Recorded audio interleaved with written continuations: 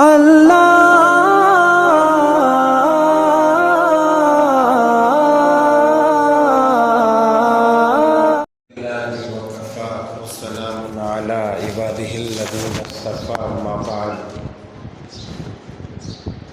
باللہ من الشیطان الرجیم بسم اللہ الرحمن الرحیم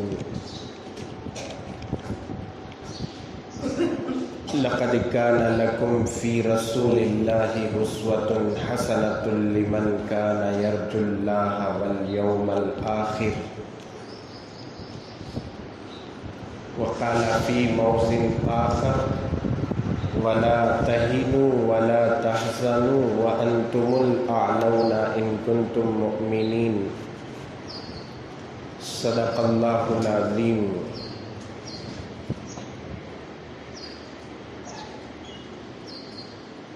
بزرگان محترم اور عزیز دوستو،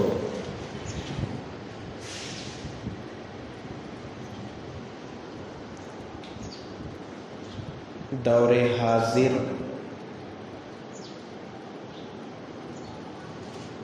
اور آج کے حالات سنگین سے سنگین تر، خراب سے خراب تر ہوتے جا رہے ہیں۔ مسلمان پیچیدہ سے پیچیدہ حالات میں گرفتار ہو رہا ہے۔ آئے دن جو سورج روزانہ طلوع ہو رہا ہے، اس کے ساتھ کوئی نہ کوئی فتنہ ساتھ نکل رہا ہے۔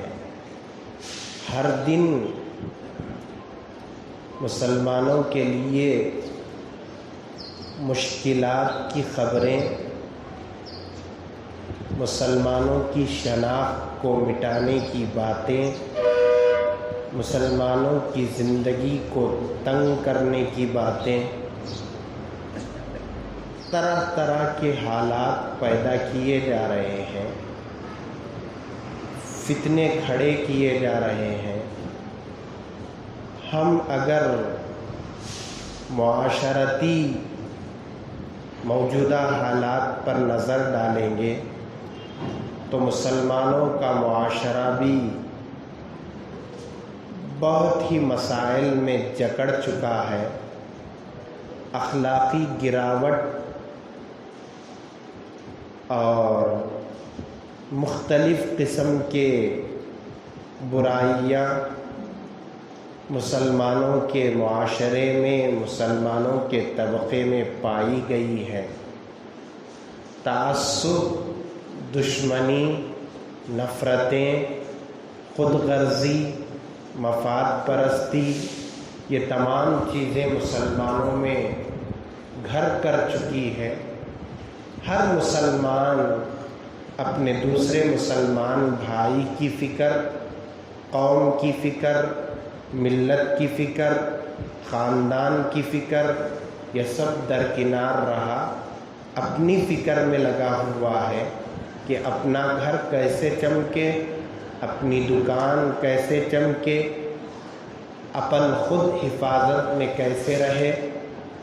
چاہے مسلم طبقہ حالات سے دوچار رہے، مسائل سے دوچار رہے، مسلمان ذلت اٹھاتے رہے، مسلمانوں پر بڑی بڑی آفتیں رہے، لیکن ہم آپس میں نفرتوں، تعصب، خود پرستی، خود غرضی، مفاد پرستی میں جکڑے ہوئے ہیں، جس کی وجہ سے آج مسلمان بہت سارے مسائل میں الجھ چکا ہے۔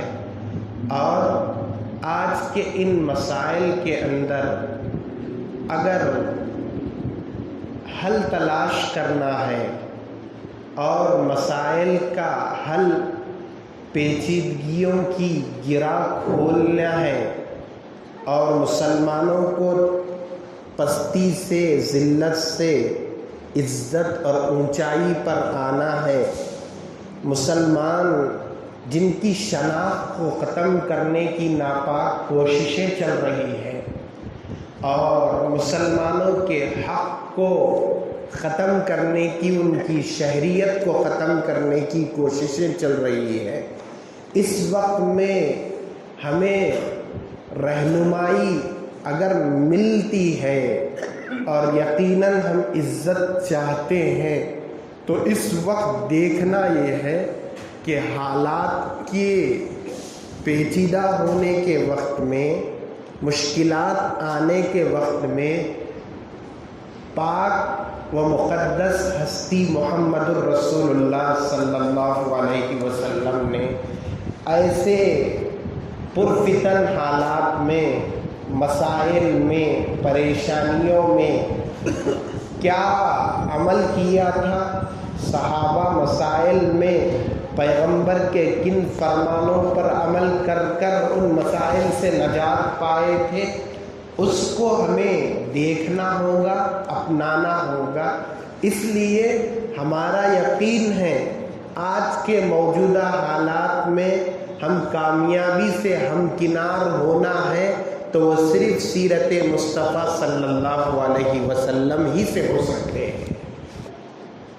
اسی میں ہمارے مسائل کا حل ہے، اسی میں دشمنوں کے سازشوں کو ختم کرنے کا حل موجود ہے۔ اسی لیے اللہ نے قرآن مجید میں فرمایا لَقَدْ كَانَ لَكُمْ فِي رَسُولِ اللَّهِ أُسْوَةٌ حَسَنَةٌ، پیغمبر کی زندگی تمہارے لیے بہترین نمونہ ہے۔ حالات خراب سے خراب ہو جائے، دشمن طاقت سے طاقتور ہو جائے اور مسلمانوں کے خون کو پانی کی طرح سے بہایا جا رہا ہو، ایسے وقت میں بھی کامیابی اگر چاہتے ہیں تو کامیابی کا فارمولہ ملے گا پیغمبر کی سیرت میں، اور پیغمبر کے طریقے میں کامیابی ملے گی۔ بزرگان محترم، آئے دن ہمارے ملک کے حالات نازک موڑ لیے ہوئے ہیں اور ہمارے ہندوستان اور ہمارے اس پیارے وطن کے حالات بہت خراب ہو رہے ہیں، خصوصاً مسلمانوں کے حق میں، جس کو سونے کی چڑیا کہا جاتا تھا، جس کی سیکولر ہونے کو تمام ادیان کی آزادی کی مثالیں پوری دنیا میں دی جاتی تھی، آج مسلمانوں کو اس ملک کے اندر جو ہے دبایا جا رہا ہے اور ان کی شہریت کو، ان کے وطن میں رہنے کے حق کو چھیننے کے لیے نئے نئے کالے اور ناپاک قانون لائے جا رہے ہیں۔ کبھی NRC جیسا قانون کا اعلان ہوتا ہے تو کبھی CAA شہریت ترمیمی قانون، اس کو لا کر مسلمانوں کو ہیبت میں، خوف میں ڈالنے کی، پریشان کرنے کی کوششیں چل رہی ہے، تو کبھی NRP نام سے مردم شماری کو اس میں تبدیلی لا کر مسلمان کو ہراساں کرنا، مسلمان کو پریشان کرنا، اس کی ناپاک کوششیں کی جا رہی ہے۔ ایسے وقت میں جب کہ مسلمانوں کو ان کی شہریت ختم کرنا، NRP کے نام پر مسلمانوں کو ستانا اور CAA کے نام پر مسلمانوں کے اندر خوف کی لہر دوڑانا اور مسلمانوں کو اس ملک سے نکالنا اور مٹانے کی کوششیں کرنا موجودہ حکومت کا یہ شیوا بن گیا ہے، اور موجودہ حکومت اپنی گندی اور ناپاک جو ہے ذہانت کا اظہار کر رہی ہے۔ ایسے وقت میں مسلمانوں کو چاہیے، خصوصاً مسلمان بہت سارے مسائل سے دوچار ہے، کسی ملک میں مسلمان اقلیت میں ہونے کی وجہ سے، تعداد میں کم ہونے کی وجہ سے مسائل سے دوچار ہے، تو عالم اسلام جہاں مسلمان کنٹریاں ہیں ان کی حالت بھی بہت بری ہے کہ وہ اپنے اپنے خواہشات میں مست ہیں، انہیں کسی قسم کی کوئی پرواہ یا اپنے کسی مسلمان کے پر ہونے والے ظلم کے دفاع میں زبان اٹھانا یا کوئی کام کرنا اس سے مدہوش ہو کر بیٹھے ہوئے ہیں۔ مجموعی طور پر اگر دیکھا جائے مسلمان اس وقت بہت خستہ حالت میں ہے اور مسلمان مفاد پرستی خود غرضی میں ڈوبا ہوا ہے۔ ایسے وقت میں محمد الرسول اللہ صلی اللہ علیہ وسلم کی سیرت کیا کہتی ہے؟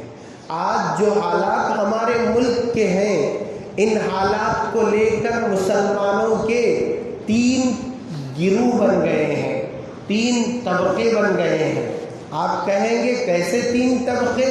یہ جو حالات ہیں بگڑے ہوئے، ان کو دیکھ کر مسلمانوں کا ایک بڑا طبقہ مایوس ہو چکا ہے، مایوس ہوا ہے کہ مسلمانوں کا ایک طبقہ وہ یہ سمجھتا ہے کہ اب مسلمانوں کے لیے اس ملک میں رہنے کی گنجائش نہیں ہے اور یہاں مسلمانوں کے لیے حالت اور بگڑتے جائیں گے اور اب سدھرنے کا نہیں ہے، اب مسلمانوں کے لیے حالات درست ہونے کی امید نہیں ہے۔ وہ مکمل طور پر مایوس ہو چکے ہیں۔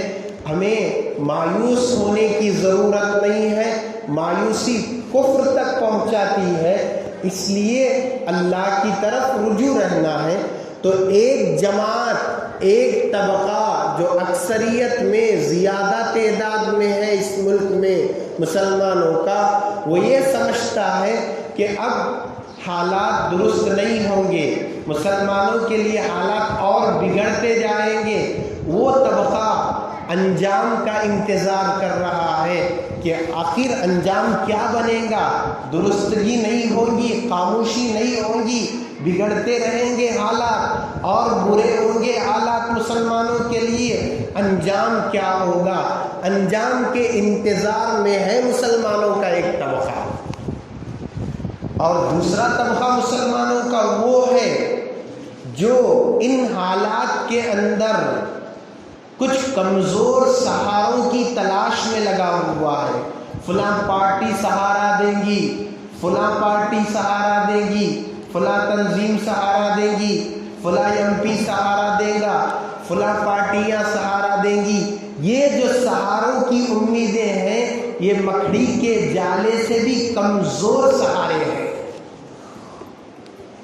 مکڑی کے جالے سے بھی کمزور سہارے ہیں۔ ان سہاروں کی امید میں ایک مسلمانوں کا طبقہ لگا ہوا ہے، اب فلاں پارٹی ہمیں سہارا کرے گی جس کے لیے ہم زندگی پوری کھپا دیے ہیں، فلاں پارٹی سے ہمیں مدد ملے گی۔ لیکن یاد رکھو کہ یہ سہارے بیکار ہیں، کمزور ہیں، ان سہاروں کے بل بوتے پر مسلمان کے مسائل حل ہونے والے نہیں ہیں، مسلمان کے مسائل حل نہیں ہوں گے۔ تو یہ دوسرا طبقہ ہے جو کمزور سہاروں کے انتظار میں ہے یا تلاش میں ہے، لیکن یہ کمزور سہارے بالکل کوئی مسائل حل نہیں کر سکتے۔ مسلمانوں کے لیے جو مصائب پریشانیاں آئے ہیں اس کو یہ ہٹا اور ٹال نہیں سکتے۔ یہ دوسرا طبقہ ہے ان حالات میں ملک کے۔ اور تیسرا طبقہ جو ملک کے موجودہ حالات میں ہے وہ ہے جو یہ سمجھتا ہے کہ اب بھی وہ مایوس نہیں ہے، تیسرا طبقہ، لیکن جو مایوس نہیں ہے طبقہ ان کی تعداد کم ہے اور وہ کمزور ہیں، لیکن وہ یقین رکھتے ہیں کہ ہم اگر ہمارے اعمال درست کر لیں گے تو ایسی صورت میں مصائب کا بادل چھٹ جائے گا، مشکلیں ختم ہو جائیں گی، پریشانیاں ٹل جائیں گی۔ مسلمان جو اس وقت کے اندر نرغے میں پھنسا ہوا ہے اس نرغے سے نکل سکتا ہے جب اللہ کی طرف رجوع ہوگا، توبۃ اللہ کرے گا، وظائف کرے گا، اعمال صالحہ کرے گا، اسباب کو اختیار کرے گا، اس لیے کہ خدا وحدہ لا شریک بگڑتے حالات میں کامیابی دلانے والا وہ اللہ ہے کہ اللہ کے لیے کوئی مشکل نہیں۔ ایسا سمجھ میں آتا ہے کہ مسلمانوں کے لیے پھنسنے کا جال ہے، اس جال کے اندر سے بھی اللہ کامیابی دلا سکتا ہے، کیا ہم نے پچھلی امتوں کی تاریخ کو قرآن میں نہیں پڑھا؟ کیا ہم نے پچھلی امتوں کی تاریخ کو خطیبوں کی زبانی نہیں سنا؟ کیا ہم سیرت انبیاء سے واقف نہیں ہیں کہ وہ فرعون وقت کا انا ربکم الاعلیٰ کا دعویٰ کرنے والا حضرت موسیٰ اس کے گھر میں پرورش پائے ہوئے، جب حضرت موسیٰ نے نبوت کا دعویٰ کیا اور لکڑی سے عصے سے اژدہا بنایا تو اس وقت میں یہ معجزہ حضرت موسیٰ نے دکھایا تو فرعون نے 10,000 جادوگروں کو بلا کر ایک میدان طے کر دیا، موسیٰ تم اپنے نبوت کا معجزہ سمجھتے ہو، لکڑی کو عصا بناتے ہو، دیکھیں گے کس کا کرتب اعلیٰ ہوگا، کون اپنے جو ہے اس فن کے اندر بازی مار لے گا، کون جو ہے اژدہا ایسا بنائے گا جو دوسرے پر غالب آ جائے، حاوی ہو جائے، دوسرے اژدہوں کو نگل جائے۔ جادوگر بڑے بڑے رسیاں لے کر آئے اور اس وقت میدان طے ہو گیا۔ فرعون نے بڑے بڑے جادوگروں کو بڑی بڑی رقم اور فیس ادا کر کر بلایا کہ آج موسیٰ کے خدا کو، موسیٰ کی نبوت کے دعوے کو جھٹلا دیا جائے گا، اس کے اژدہے کے جو کرتب ہے، جو عصے کو اژدہا بناتا ہے، وہ آج شکست کھائے گا۔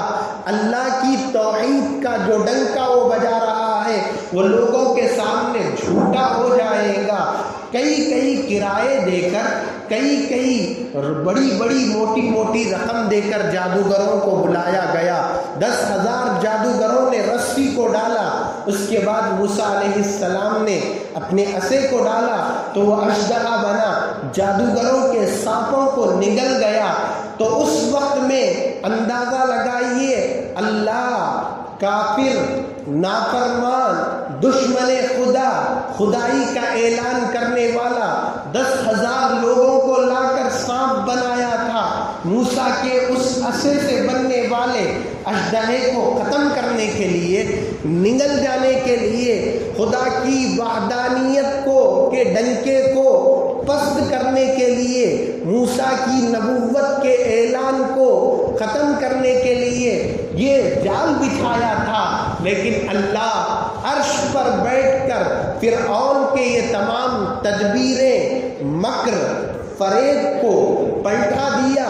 وہ فیس لے کر آنے والے، وہ بڑی موٹی موٹی رقم لے کر اژدہے بنانے والے، وہ آئے تو آ کر یہاں جب دیکھا تو کہنے لگے یہ کوئی کرتب دکھانے والا یہ جادو نہیں ہے، یہ تو کوئی آسمانی مدد اس کے ساتھ موجود ہے۔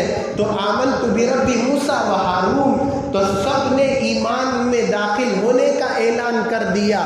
تو ظاہری شکل میں محسوس ہو رہا تھا کہ آج موسیٰ اور موسیٰ کے خدا کا جو اعلان ہے وہ ختم ہو جائے گا، لیکن اللہ نے اپنی قدرت سے ظاہر میں مسلمانوں کے خلاف نظر آ رہا تھا ماحول و منظر، اللہ نے مسلمانوں کی عزت و شوکت والا وہ منظر بنا دیا۔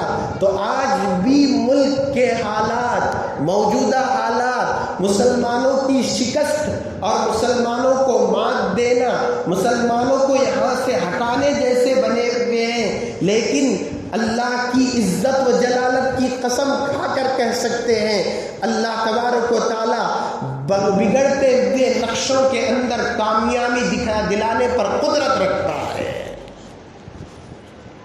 تو اس لیے بگڑتے ہوئے نقشے ہیں اور یہ مسلمانوں کے خلاف نقشے ہیں، لیکن ایک تیسرا طبقہ ایسا ہمارے ملک کے مسلمانوں کا موجود ہے جو یقین رکھتا ہے کہ ان حالات میں بھی اللہ ہمیں کامیاب کر سکتا ہے، اور ان حالات کے اندر بھی ہم اللہ کی طرف متوجہ رہیں تو ضرور کامیابی ہمارے قدم چوم سکتی ہے۔ تو ملک کے حالات جو بگڑ چکے ہیں، تاریخ سے تاریخ تر ہو گئے ہیں، اندھیرا چھا گیا ہے، لیکن یہ یقین ہے کہ اندھیرے کے بعد ضرور اجالا ہوتا ہے، اس لیے کہ تاریخ رات کے لیے ضرور سویرا ہوا کرتا ہے، سویرے کے بغیر تاریخ رات نہیں ہوتی۔ تو اسی طرح سے ان حالات کے بعد اجالے کی شکلیں انشاءاللہ پیدا ہوں گی، شرط یہ ہے کہ ہم اللہ کی طرف متوجہ رہے۔ تو بزرگان محترم، میں عرض کر رہا تھا حالات جتنے چاہے بگڑ جائیں، مسائل جتنے چاہے پیدا ہو جائیں، ہمیں ان مسائل میں، ان حالات میں پیغمبر کی سیرت کی طرف نظر کرنا ہے کہ پیغمبر دو عالم صلی اللہ علیہ وسلم نے ایسے حالات میں کیا سبق دیا، کیا تعلیم دی، کیا عمل کرنے کو کہا، اس کی طرف ہمیں نظر کرنا ہے۔ بزرگان محترم، میری اس گفتگو کو توجہ سے سننا، سمجھ میں آئے گی۔ آج کے ہندوستان کے موجودہ حالات پیغمبر کے مکی زندگی سے مشابہت رکھتے ہیں۔ پیغمبر کی مکی زندگی جو تھی، اس مکی زندگی سے یہ بالکل قریب مشابہت رکھنے والے مسلمانوں کے آج کے حالات ہیں۔ مکی زندگی میں مسلمان اقلیت میں تھے، یعنی کم تھے، کافر اور مشرکین کا غلبہ تھا۔ آج ہندوستانی مسلمان بھی اقلیت میں ہے، اقلیت کی بہت ہی اقلیت میں کم تر مسلمان ہیں جو اغیار زیادہ ہیں۔ تو مکی زندگی میں مسلمان اقلیت میں تھے، ہندوستانی آج کے اس دور میں بھی مسلمان اقلیت میں ہیں۔ مکی زندگی میں مسلمانوں کو ظالم مشرکین کی مخالفت کا سامنا کرنا تھا۔ مکی زندگی میں مسلمانوں کو ظالم مشرکین کی مخالفت کا سامنا کرنا تھا۔ آج کے دور میں ہندوستانی مسلمانوں کو بظاہر غالب مشرکین کی مخالفت کا سامنا ہے۔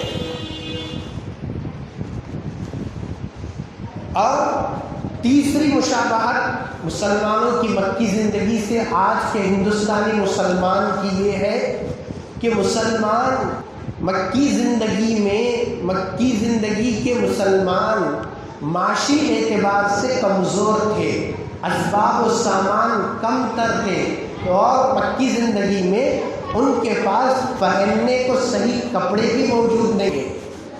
تو اسباب اور سامان کے اعتبار سے مکی زندگی میں مسلمان معاشی اعتبار سے کمزور تھے۔ آج کے ہندوستانی دور میں ہندوستانی مسلمان اسباب اور معاش کے اعتبار سے دوسرے مذہبوں سے کمتر ہیں۔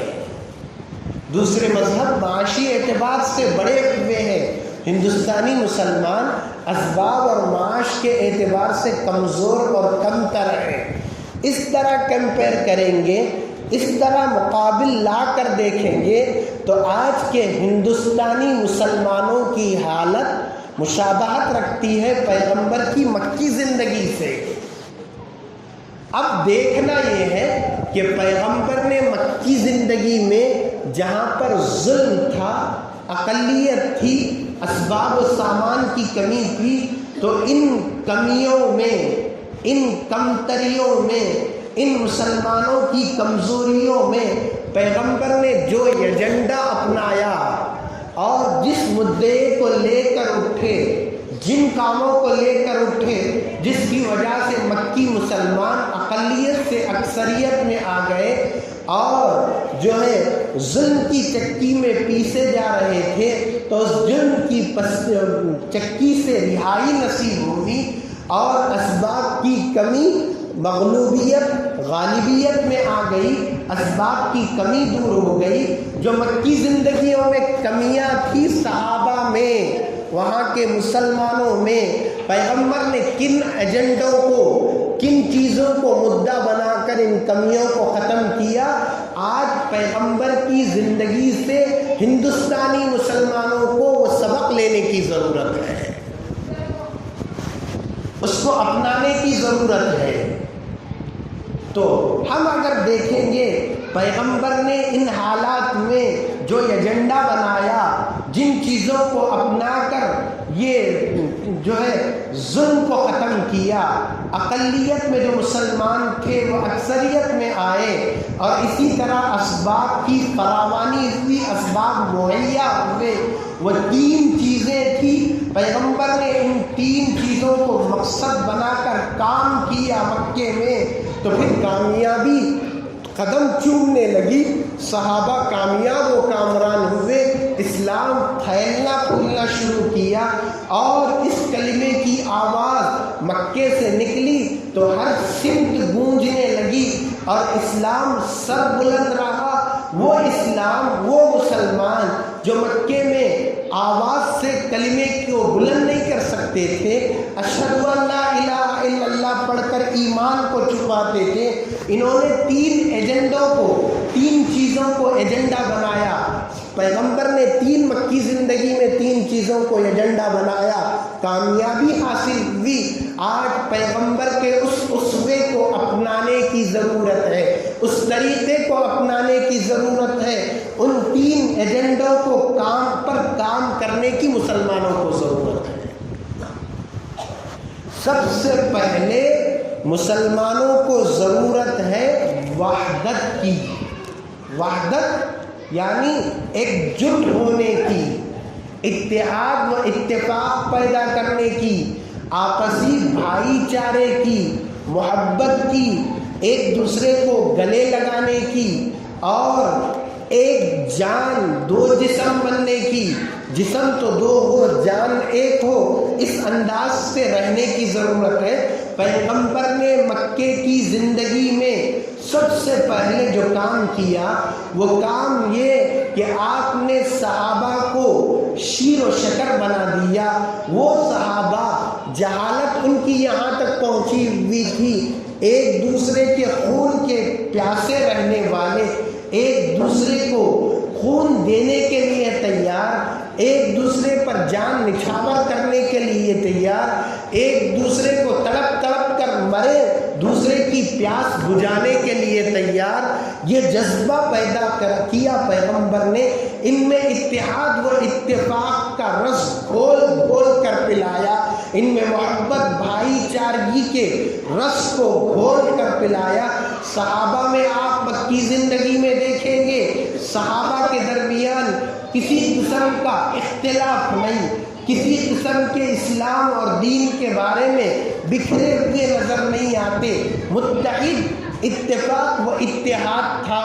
آج جو حالات ہمارے ملک کے بنے ہوئے ہیں، فرقہ پرست طاقت اور جو ہے ظالم حکومت آج برسر اقتدار آئی ہوئی ہے، تو اس کی ایک بہت بڑی وجہ مسلمانوں کے ووٹوں کی تقسیم ہے۔ خطابت کرتے ہوئے پورے ملک میں جمعہ کے موقع پر خطیب کہتے تھے 200 روپے کے لیے تم اپنے ووٹ کو مت بیچو اور اپنی قسمت کے فیصلے کو نہ بدلو، 200 روپے کے لیے تم منتشر ہو کر مختلف پارٹیوں میں مت بٹو۔ لیکن مسلمان پیسوں کے نشے کے اندر، مسلمان چند چیزوں کی حرص اور لالچ دلانے کی وجہ سے مسلمان 10 پارٹیوں میں ووٹ کو تقسیم کیا، اور اعلان کرنے والے خطیب اعلان کرتے تو برا لگتا تھا کہ سیاست کی باتیں جمعہ میں ہو رہی ہیں۔ آپ کو معلوم ہونا تھا آج ہمارے ووٹوں کی تقسیم کی وجہ سے یہ حالات دیکھنی پڑ رہی ہے۔ یہ 100% صحیح بات ہے۔ 30 کروڑ کے قریب، 25 کروڑ کے قریب مسلمان ایک جٹ ہو کر اگر اپنا ووٹ، اپنا حق رائے دہی دیتا تو یہ نوبت دیکھنے کو نہیں آتی، یہ تاریخ راتیں دیکھنے کو نہیں ملتی۔ آج ہم نے 200 روپے کے لیے، 500 روپے کے لیے اور کچھ آفر کے لیے، کچھ چند چیزوں کے کھانے پینے دعوت کے لیے ہم نے اپنے ووٹوں کو بیچا ہے۔ جب لوگ ملت کے رہنما تمہیں آواز دے کر جگاتے تھے، گھر تک آٹو آ کر لے جانے کا انتظار نہ کرو، کسی کے تمہارے سامنے ہاتھ جوڑ کر ووٹ مانگنے کا انتظار مت کرو، تمہارے گھر تک آ کر تمہاری آگ و بھگت کرنے کا انتظار نہ کرو، ووٹ تمہارا حق ہے، دھوپ ہو تو بھی جا کر دو، چل کر جانا ہو جا کر دو، اپنا پیسہ خرچ کر کر گاڑی میں جانا ہو جا کر اوڑھ دو، جب یہ آواز لگائی جاتی تھی مسلمانوں کے کانوں پر جوں نہیں رہتی تھی۔ مسلمان اس کو ایک افسانہ سمجھ بیٹھا تھا، ایک اس کو داستان، ایک کہانی یا ایک سیریل کی حیثیت دے کر بیٹھا تھا۔ آج یہ نوبت آئی ہے ہمارے ووٹوں کے پھوٹنے کی وجہ سے، ہم بکھیرنے کی وجہ سے، ہم تقسیم ہو جانے کی وجہ سے۔ ایک زمانہ تھا مسلمانوں کی تعداد کم تھی ملک میں، 52-53 یمپی مسلمانوں کے رکن پارلیمنٹ میں رہا کرتے تھے، لیکن آج مسلمانوں کی تعداد تو زیادہ ہے، جس تعداد کو اگر شمار کریں گے تو 70-80 یمپی ہمارے ہو، لیکن 22 سے 27 یمپی ہمارے۔ کیوں؟ ہم بڑھ چکے ہیں، ہماری طاقت ختم ہو چکی ہے، اور ہمارا اتحاد ختم ہوا تو مسلمانوں کی اب کمر ٹوٹ چکی ہے۔ تو بزرگان محترم، پیغمبر نے مکے کی زندگی میں پہلا ایجنڈا جو اپنایا وہ وحدت ہے، اتحاد و اتفاق ہے، ایک جٹ ہونا ہے۔ تو وحدت کی ضرورت ہے۔ صحابہ کرام اقلیت میں تھے، کم تھے، لیکن ان کی وحدت کیسر و کسریٰ کے ایوان کے اندر لرزہ اور کپکپی طاری کرتی تھی، اور ان کی وحدت اور ان کا اتحاد، یہ تھے کم، جماعت کم تھی، تعداد کم تھی، بڑی بڑی جماعتوں کے ہوا کو اکھاڑتی تھی اور ان کو شکست کھانے پر مجبور کرتی تھی، وہ اتحاد تھا۔ آج مسلمان اتحاد کی اس قوت کو بھول چکا ہے۔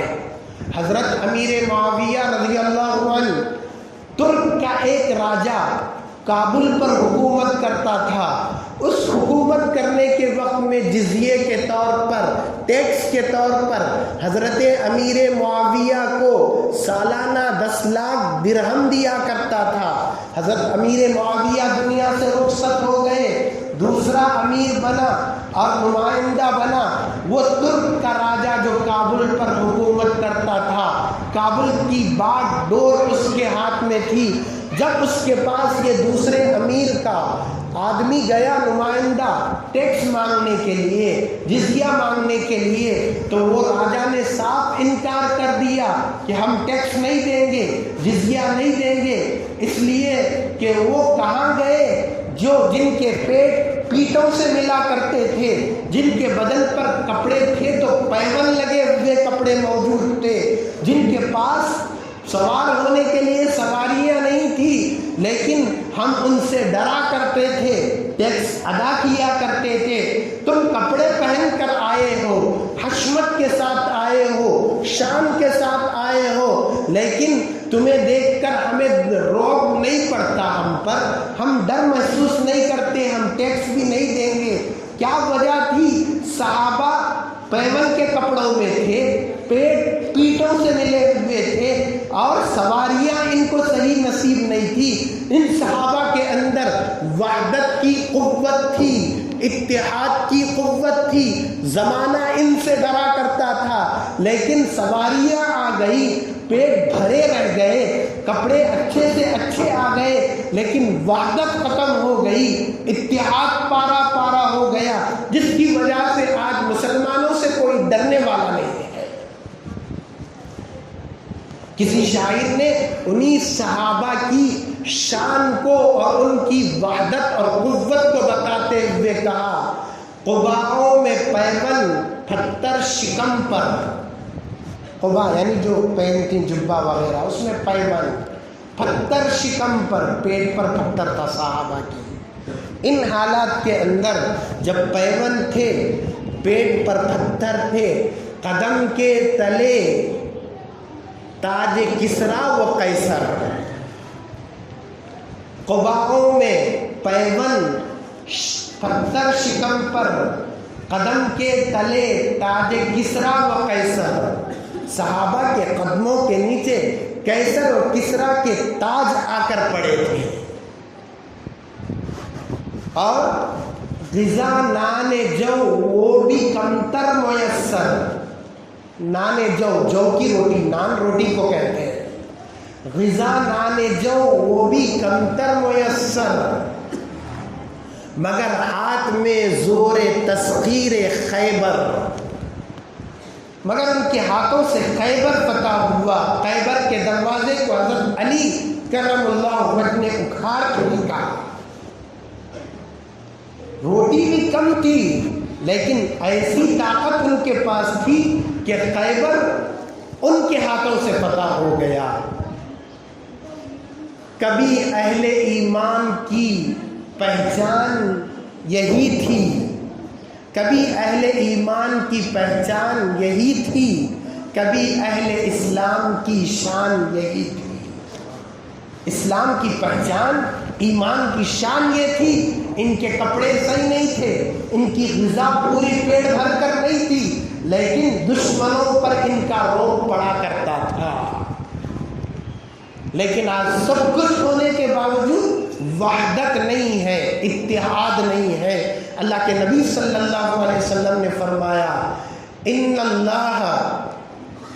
اللہ کے نبی صلی اللہ علیہ وسلم نے فرمایا کہ ان اللہ لا یجمع امتی او قال امت محمد علی الضلالہ. اللہ اس امت محمدیہ کو گمراہی پر جمع نہیں کرے گا، یعنی یہ گمراہی پر جمع نہیں ہوں گے. ید اللہ علی الجماعہ، اللہ کا ہاتھ، اللہ کی مدد جماعت کے ساتھ ہے، یعنی اتحاد کے ساتھ ہے، ایک جٹ رہنے کے ساتھ ہے.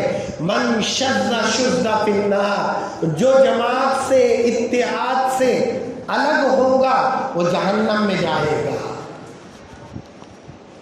تو اتحاد، تو پیغمبر نے مکی زندگی میں پہلا ایجنڈا جو مشرکین کے خلاف اور مشرکین کو شکست دینے کے لیے قائم کیا تھا وہ اتحاد کا ایجنڈا تھا، وحدت کا ایجنڈا تھا.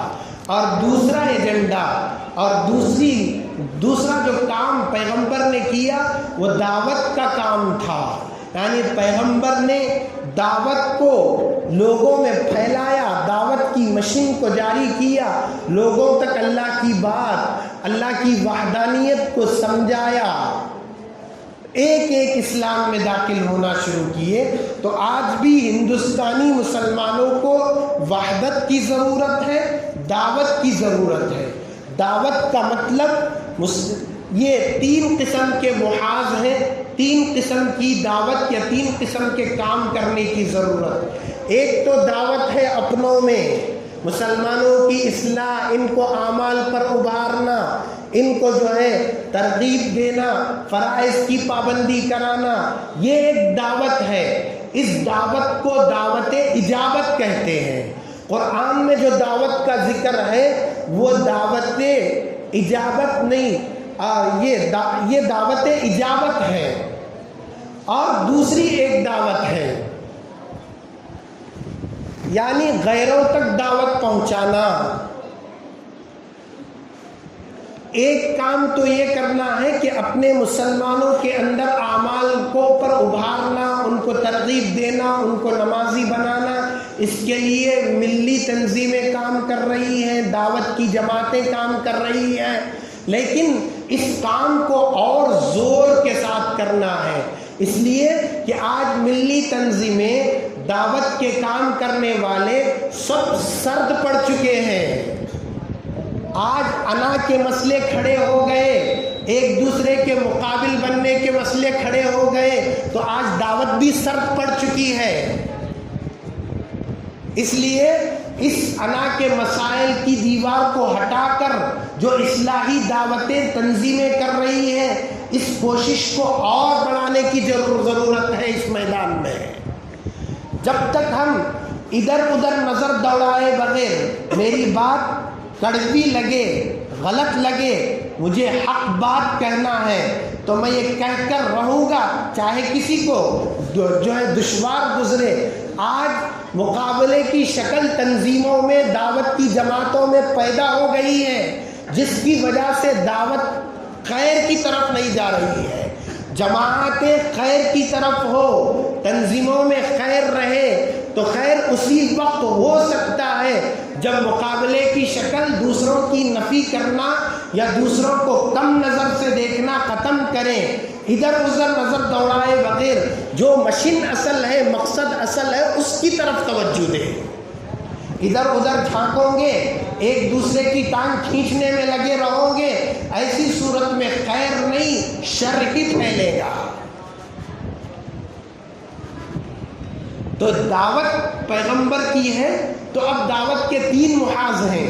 ایک محاذ اپنوں میں اصلاحی کام کرنا، یہ تو ہو رہا ہے الحمدللہ، تنظیمیں جماعتیں کر رہی ہیں، اس کے لیول کو بڑھانے کی ضرورت ہے۔ اور دوسرا دعوت کے اندر غیروں تک دین کی دعوت کو پہنچانا۔ آج ہماری تنگ نظری ہمارے دینی جلسوں میں اغیار کو نہیں بلایا جاتا، ہم خدمت کر فلاں نیک کام کر رہے ہیں، غیروں کو مائل نہیں کیا جاتا، اور ہم نے صرف رسمی طور پر ایک قرآن انگلش ہندی کنڑ کی لا کر کسی رہنما غیر مذہب والے کو، غیر مسلم کو دینا، یہی دعوت سمجھ لیا ہے، جبکہ دعوت کے پہلو اسلام کیا ہے، اسلام کیا سکھاتا ہے، اسلام جو ہے غیروں کے ساتھ کیا سلوک، اسلام اخلاق کیا بتاتا ہے، اسلام خدمت کیا بتاتا ہے، اسلام عبادت کیا بتاتا ہے، اسلام کی شکل کیا ہے، اس شکل کو، اس شبیہ کو ہم نے غیروں کے سامنے پیش نہیں کیا، غیروں کو دین کی دعوت نہیں دی، اس کے ہم مجرم ہیں۔ افسوس ہے جس ملک ہندوستان کے اندر کئی صدیوں سے اسلام ہے، اس ملک کے اندر غیروں تک دعوت کی آہٹ نہیں پہنچائی جا رہی ہے، جبکہ مغربی ممالک کے اندر اسلام کی آہٹ مغربی تہذیبوں تک پہنچ رہی ہے،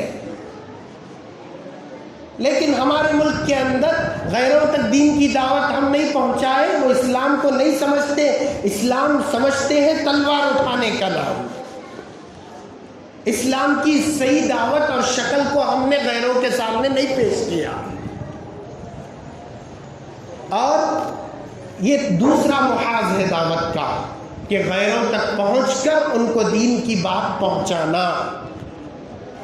اور تیسرا دعوت کا محاذ ہے اسلام پر کیے جانے والے سوالات، اسلام پر کیے جانے والے اعتراضات، اس کے جوابات دینے کے لیے ایک مستقل جماعت ہونا۔ طلاق کے مسائل، فلاں جہاد کا مسئلہ، فلاں مسئلہ، اس کو لے کر جو غیروں کے ذہنوں میں شبہات ہیں یا غیروں کو جو ہے مسلمانوں سے متنفر کیا گیا ہے اور مسلمانوں سے دور رکھا گیا ہے، ان اعتراضات اور ان شبہات کا جواب دینے کے لیے ایک جماعت تیار ہونا، یہ ایک دعوت کی شکل ہے۔ تو یہ 3 محاذ ہیں دعوت کے۔ تو پیغمبر نے مکی زندگی میں جہاں ظلم تھا، اقلیت تھی، جہاں پر اسباب نہیں تھے، وہاں وحدت کی مشن کو لے کر اٹھے، دعوت کی مشن کو لے کر اٹھے، اور ساتھ ہی ساتھ خدمت کے مشن کو لے کر اٹھے۔ تو وحدت، دعوت، خدمت، یعنی بغیر کسی تفریق کے، بغیر کسی مذہب کو دیکھے کہ ان کی خدمت کرنے کا جذبہ۔ عید میں جہاں ہم کپڑے ہیں، ہمارے بازو میں غیر مسلم ہے، اس کو ایک جوڑ کپڑا غریب ہے، اس کو پہنچاؤ، یہ خدمت ہے۔ غیر مسلم دواخانے میں پڑا ہوا ہے، اس تک گولیوں کا، اس تک کھانے کا انتظام کرنا، یہ خدمت ہے۔ پیغمبر دو عالم صلی اللہ علیہ وسلم کے سر مبارک پر نبوت کا تاج پہنایا گیا، پہلی وحی نازل ہوئی، آپ کے بدن پر لرزہ اور کپکپی طاری تھی، اس وقت جب آئے امی جان خدیجہ الکبریٰ رضی اللہ عنہا کے مکان پر، کہا کہ خدیجہ مجھے میرے جان کے تلخ ہونے کا اور میرے جان کے ختم ہونے کا ڈر ہو رہا ہے، تو حضرت خدیجہ نے نہیں کہا کہ آپ غار میں جا کر عبادت کرتے ہیں، آپ کعبۃ اللہ میں سجدے کرتے ہیں، آپ فلاں فلاں کرتے ہیں، وہاں پر آپ کے جو نیکیوں کو، جو کارناموں کو خدیجۃ الکبریٰ نے گنوایا وہ یہ تھے انک تصل الرحم وتکسب المعدوم، کہ تم جو ہے مزدور کمزوروں کو کما کر دیتے ہیں یا ان کی مدد کرتے ہیں، آپ جو ہے لوگوں کا بوجھ اٹھاتے ہیں، آپ ان کی خدمت کرتے ہیں، بے کسوں کی، بیواؤں کی، یتیموں کی مدد کرتے ہیں۔ تو حضرت خدیجہ نے عبادت کو نہیں گنوایا، حضرت خدیجہ نے گنوایا تو خدمت کو گنوایا۔ تو اس لیے خدمت کے لائن سے کام کرنا ہے۔ تو اس لیے پیغمبر کی سیرت میں مشکل حالات میں، ان مشکل حالات میں اور ان نرغوں سے نکلنے کا حل موجود ہے۔ لقد کان لکم فی رسول اللہ اسوۃ حسنہ۔ تو اس لیے آج بھی ہندوستانی مسلمان کو جو حالات درپیش ہیں، ان حالات سے نکلنے کے لیے اتحاد پیدا کرنا ہے، دعوت کو عام کرنا ہے، اسلام کی شبیہ کو پیش کرنا ہے۔ غیروں تک اسلام کیا ہے؟ اسلام تو وہ ہے جو مکھی کو اور جاندار کو مرنے پر عذاب سناتا ہے کہ ایک نے جو ہے بلی کو باندھے رکھا، اس کو غذا نہیں دی، مر گئی، وہ جہنمی ہے۔ تو جانور کے مارنے پر عتاب اور غصہ سناتا ہے۔ ایسا مذہب کہاں؟ یہ مذہب کبھی مارنا نہیں سکھا سکتا، تلوار اٹھانا نہیں سکھا سکتا، یہ امن کا مذہب ہے۔ اسلام کے لفظ میں امن موجود ہے۔ تو یہ اور تیسری چیز خدمت خلق ہے، اس کی طرف توجہ دینا ہے کہ خدمت خلق، لوگوں کی خدمت کرنا، اس کی طرف توجہ دینا۔ اور ساتھ ہی ساتھ یہ سبق ملتا ہے ہمیں پیغمبر کی مکی زندگی اور مدینے کی زندگی سے کہ حالات کا سامنا کرتے ہوئے اپنے عزم کی سطح میں کمی نہیں لانا، اپنے حوصلے میں کمی نہیں لانا۔ پیغمبر مکے سے مدینے ہجرت کر رہے ہیں، کیسے ہجرت ہو رہی ہے؟ رات کے وقت میں راستہ بدل کر پیچھے لگے ہوئے ہیں لوگ جان کو ختم کرنے کے لیے، غار ثور میں 3 دن روح پوش ہوئے ہیں۔ اس حالت میں ہجرت ہو رہی ہے، سامنے سراقہ بن مالک سے ملاقات ہوئی جو کہ سراقہ پیغمبر کا تعاقب اور پیچھا کر رہا تھا۔ ایسے حالت میں پیغمبر اپنی مشن سے نہیں ہٹے، ہجرت کے اس خوفناک ماحول میں بھی اپنے حوصلے اور اپنی ہمت میں کمی نہیں لائی، اور اس وقت سراقہ سے کہا کہ سراقہ وہ وقت کیسا ہوگا کہ کسریٰ کے کنگن تیرے ہاتھ میں ہوں گے۔ ایسے ہیبت ناک ماحول میں بھی دعوت دے رہے ہیں پیغمبر، اسلام میں داخل ہوں گے، کسریٰ تیرے ہاتھ میں آئیں گے۔ آ کر رہے حضرت عمر کے زمانے میں کسریٰ کے کنگن سراقہ کے ہاتھ میں آئے۔ تو پیغمبر نے اپنی ہمت کے سطح کو کم نہیں کیا۔ پیغمبر کی مدنی زندگی سے بھی ہمیں یہ سبق ملتا ہے۔ تو اس لیے ہمیں ہمت کی سطح کو کم کرنا نہیں ہے، ان حالات میں اللہ کی طرف رجوع رہنا ہے۔ مختلف تنظیمیں، مختلف جماعتیں اور الگ الگ جو ہے انداز سے مسلمانوں کو بیدار کرنے کی اور اس کالے قانون کے خلاف آواز اٹھانے کی لگاتار کوششوں میں ہیں اور انشاءاللہ رنگ لائیں گی۔ لیکن اس وقت میں کہوں گا 1-2 اعلان ہے۔ ایک تو یہ کہ آل انڈیا امام کونسل شاہباد کی جانب سے مرد و خواتین کے لیے یہ گزارش کی گئی ہے کہ یہاں ممبر پر وہ وظیفوں کے چارٹ رکھے ہوئے ہیں، خواہش مند حضرات وہ وظیفوں کا چارٹ لے جائیں، اپنی خواتین کو بھی اس کی پابندی کرائیں، خود بھی پابندی کریں، اور ہو سکے اپنے محلے میں اپنے متعلقین میں زیرکس کر کر تقسیم کریں۔ کلمہ طیبہ، استغفار، صوبہ کلمہ، درود ابراہیم، اس کے اوراد کی تعداد گنوائی گئی ہے مختصر۔ ان حالات میں ان وظائف کی پابندی کریں، یہ گزارش آل انڈیا امام کونسل شاہباد کی طرف سے آئی ہوئی ہے۔ دوسری ایک چیز، سیف انڈیا کمیٹی شاہباد جو کمیٹی بنی ہوئی ہے، اس کی جانب سے گزارش یہ ہے کہ ان حالات میں جہاں ہمیں ظاہری اسباب اختیار کرنا ہے وہ اللہ کی نصرت اور مدد کو متوجہ کرنے کے لیے اعمال و وظیفوں کا ورد کرنا ہے۔ اسی لیے ایک دن نفل روزے کا اہتمام کیا گیا ہے بروز پیر 6 جنوری کو۔ یہ سحری کا انتظام بھی رہے گا اس کمیٹی کی جانب سے مسجد رحمانیہ رحمت نگر میں، اور افطاری کا انتظام اس دن جامعہ مسجد میں رہے گا۔ نفل روزے کا اہتمام کر کر بھی اللہ سے نو لگائیں۔